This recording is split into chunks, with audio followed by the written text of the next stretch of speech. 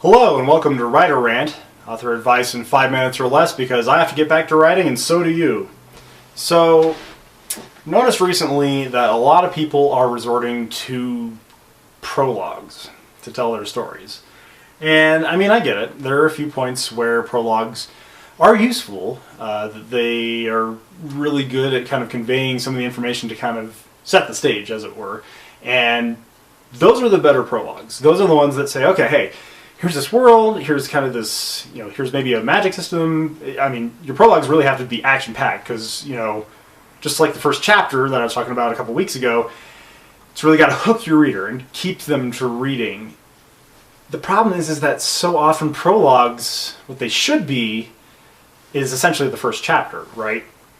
So if you have, like, oh man, I got this really great action scene or whatever, and it happens with the same characters who are in the rest of the book, and it only happens like maybe a couple days or weeks, or you might be able to get away with like a decade's worth of time in between the prologue and the first chapters, and that way you're like, oh hey, here, time has passed, here's kind of the inciting incident, and here's everything that goes beyond that. You might be able to get away with it. But if it's essentially just something that could be your first chapter, you don't do a prologue, right? And like I talked about last week, your exposition dump can often be in this prologue, and so you're like, oh hey, here's all this information, I gotta create the world for the reader so that by the time they get to chapter 1 they know, hey, here's the magic system, here's what stuff looks like, here are the characters and the races and all those kind of things, so that they're ready to go by the first chapter. It's like, okay, there's got to be a more natural way to do that. There's got to be a better way to kind of integrate those things so that you're kind of slowly unraveling it, right? You don't want to just like, bam, here's everything, good luck, right? Because a lot of times, yeah, we'll get bored. Us readers, we'll get bored if you just throw all this information at us at the beginning, and it's like, okay, yeah, no, we get it. Like, can we get to the story, please?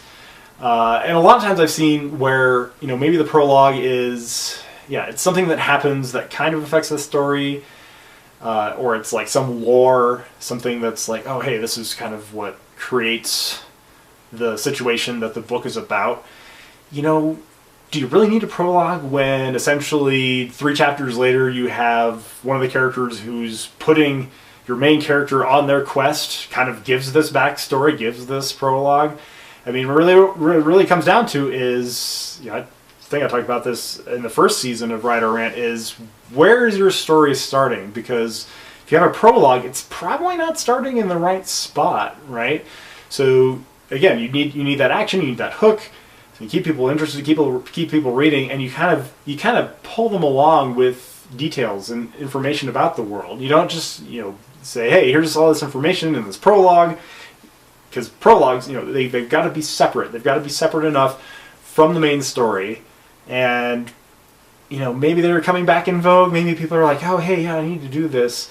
I know a few authors who do it, but they do it well. So Brandon Sanderson does a pretty good prologue. So Warbreaker, The Way of Kings, they both have really good prologues that kind of like, okay, hey, they kind of introduce the system. They kind of like, here's something that's separate enough from the story that it's not the story. So it's almost like a short story before the story even starts, but it kind of is an introduction to say, hey, here's this really interesting thing, and I'm going to pull this and see how it ties in.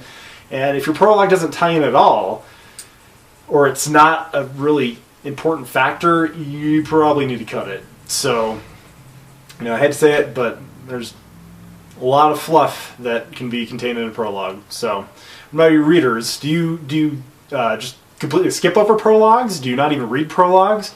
Drop a comment below and let's talk about it. And if there's anything else that annoys you about what writers are doing nowadays, let us know, and maybe I'll get to it in a future episode. So thanks for watching this week's Writer Rant. I'm Benjamin M. Weilert.